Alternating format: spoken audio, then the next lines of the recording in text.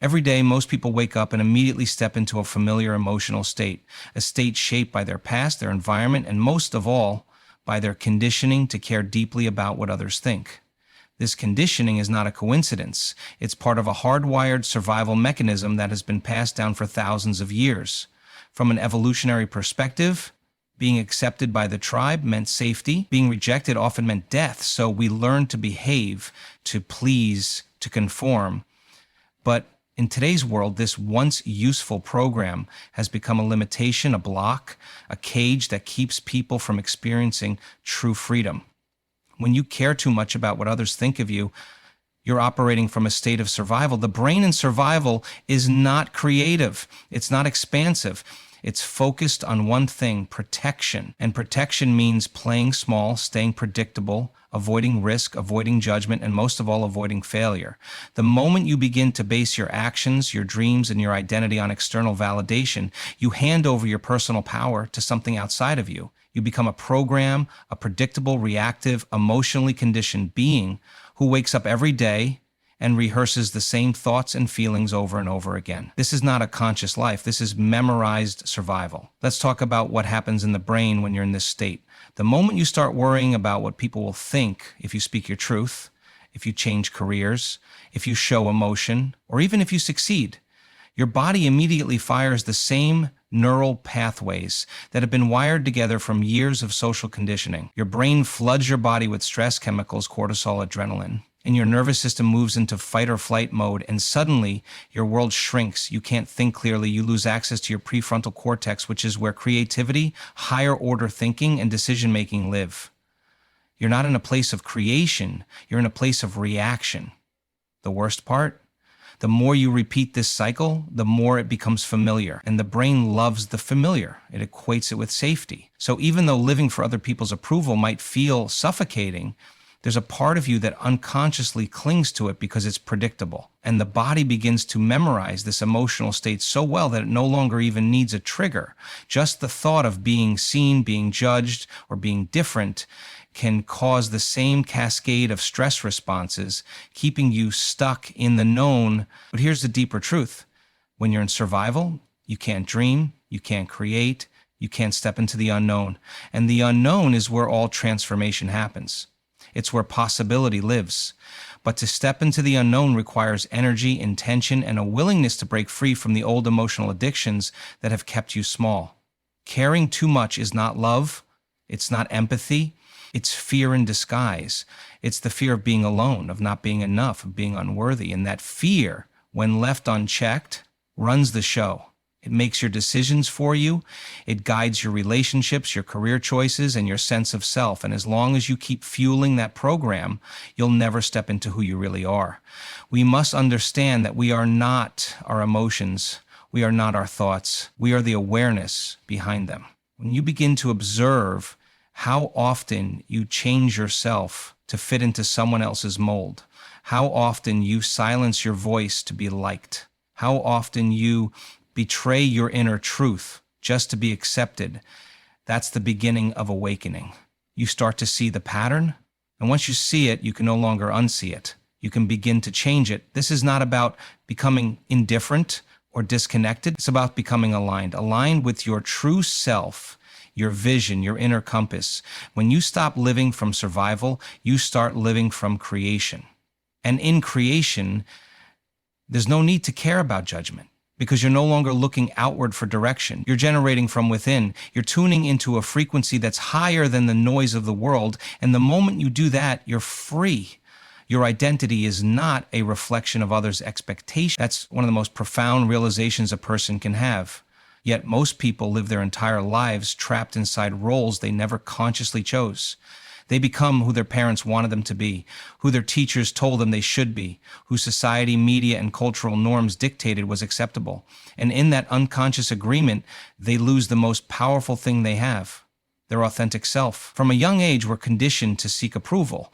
We're rewarded for good behavior, for following the rules, for achieving according to someone else's standards. And with every gold star, every good job, and every pat on the back, we unknowingly build a false identity, one rooted not in who we truly are, but in who we think we need to be to belong.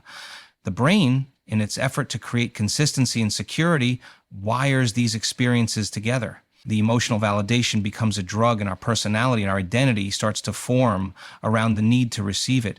But that identity is built on sand. It's fragile, it's reactive, it constantly shifts to match the expectations of others, like a chameleon blending into whatever environment it's placed in. The result is a life that feels disconnected, inauthentic, and often deeply unfulfilling. Because no matter how much external success you achieve or how well you meet the standards set by others, there remains a quiet voice inside that says, "This isn't me." When your identity is tied to external expectations, you live in constant comparison. You measure your worth by how well you fit into someone else's story. Your self-image becomes a collage of other people's beliefs, judgments, and values.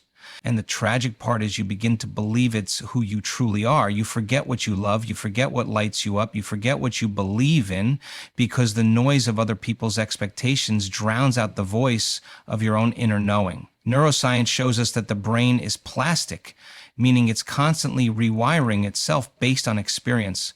If, for years, your experiences are shaped by trying to be someone you're not, the circuits that define your identity become wired to perform, to adapt, to please. And if your emotional state is repeatedly tied to others' opinions, your body memorizes that stress as your baseline. You're no longer a creator, you're a reactor. You wake up each day and unconsciously step into a version of yourself designed to survive, not to thrive. And it's exhausting. It's like wearing a mask all the time, even when you're alone. You second-guess your choices, you hesitate before speaking your truth. You suppress your desires to avoid rocking the boat. And the longer you do it, the harder it becomes to remember what authenticity even feels like.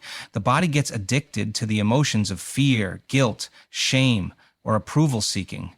And what once was a pattern becomes a personality. The identity you've built to meet others' expectations may feel safe, but it's a prison disguised as comfort. It limits your potential. It keeps you stuck in the known, repeating the past over and over again. But your true identity, who you are beyond conditioning, exists outside of all that. It's the part of you that's intuitive, creative, courageous, and free.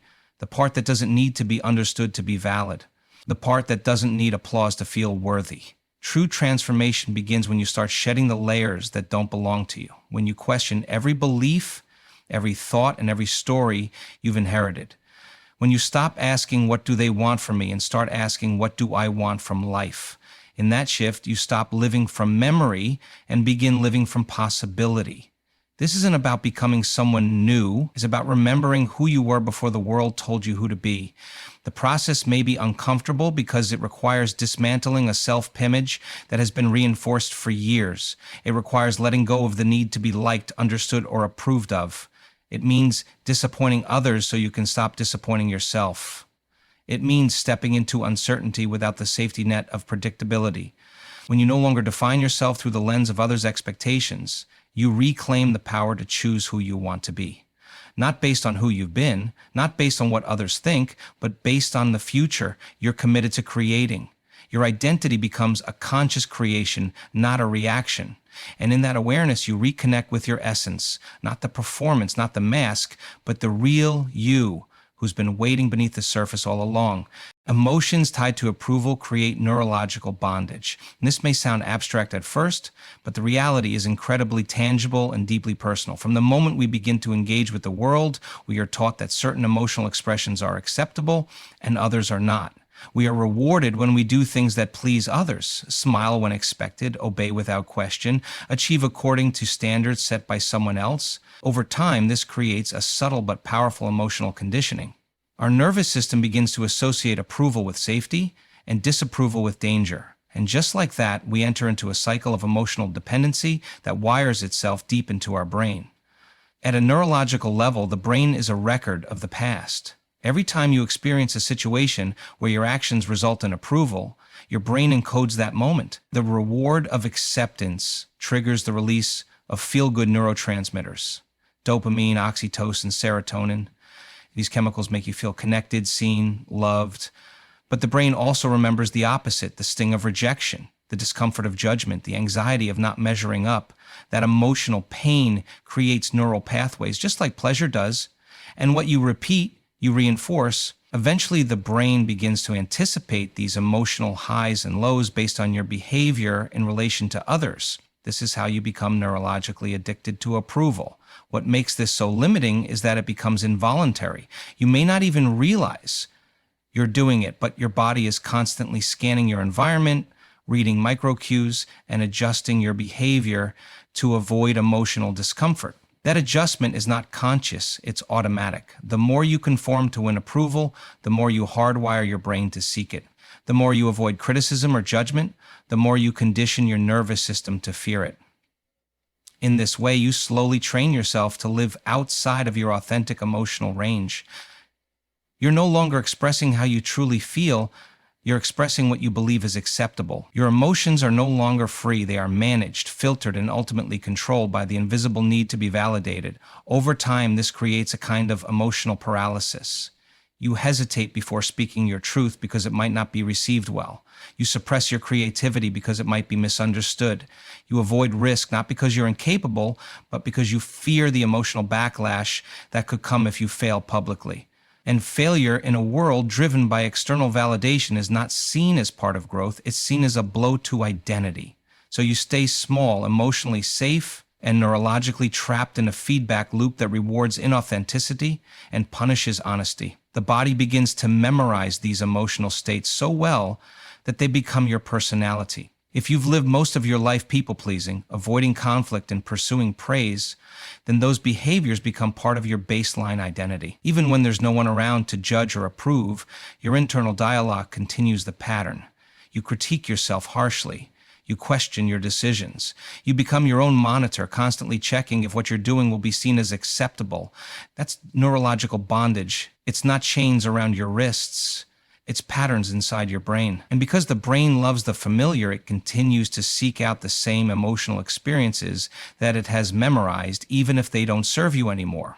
Breaking free from this means becoming aware of the emotional programs that run your life. It means noticing how often your emotions shift based on someone else's response, how often you feel good only when you're liked, and how easily you feel anxious or ashamed when you're not. These emotional reactions are signals. They point to the places in your brain that have been programmed, not for freedom, but for approval. And if you can observe them without judgment, you begin the process of rewiring. When you stop needing approval to feel emotionally regulated, you begin to stabilize from within.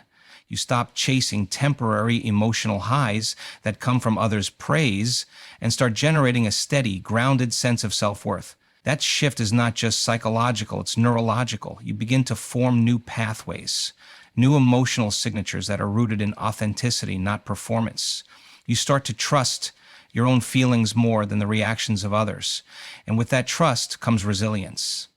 Not the resilience to endure more of the same, but the resilience to live differently, to feel deeply without fear, and to express without needing to be understood or accepted. That is the beginning of emotional freedom, and with it comes the capacity to live not from habit, but from conscious choice. Freedom begins where external validation ends. It's a simple idea, but to embody it is one of the most transformative experiences a person can have.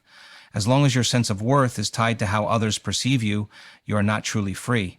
You're navigating life based on a mirror that reflects not your essence, but others' projections, judgments, and expectations. You might look successful, happy, even confident on the surface, but internally your compass is spinning, always pointing outward, never inward. We live in a world that conditions us to seek approval at every turn. Social media platforms turn validation into a measurable metric. Likes, shares, comments. They become the currency of self-esteem.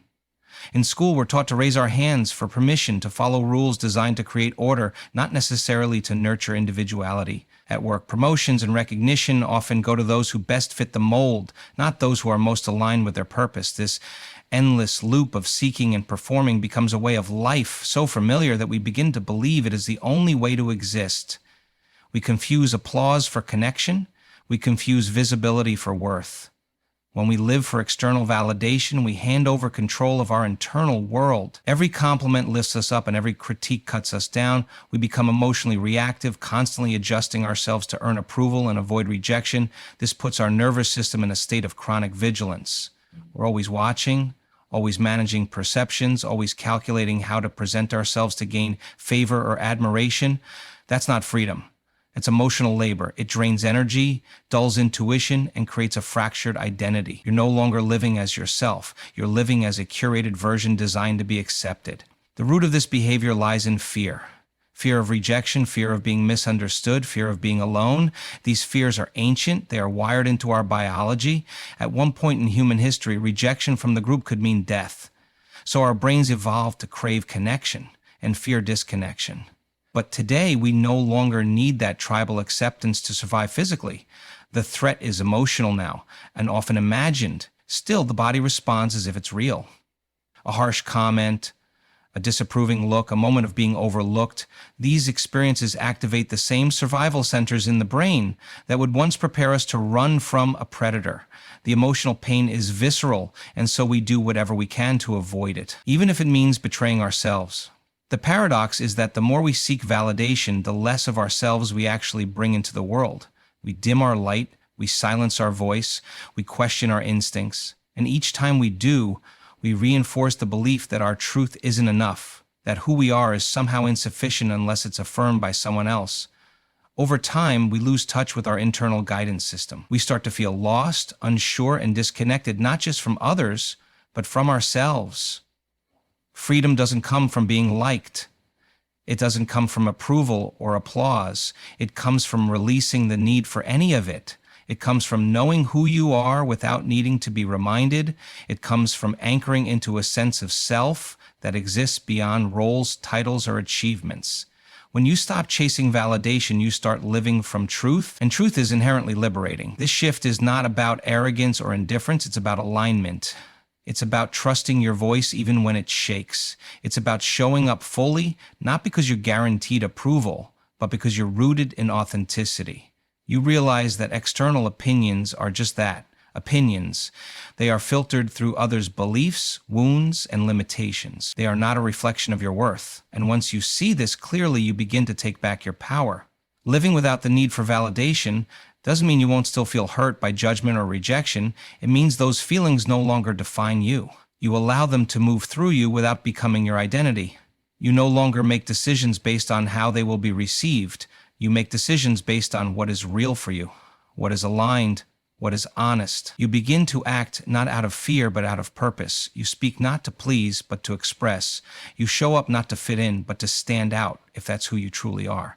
This way of living creates a new kind of stability, one that doesn't crumble when opinions shift or when you're misunderstood. It's a grounded, embodied freedom that no one can give to you and no one can take away.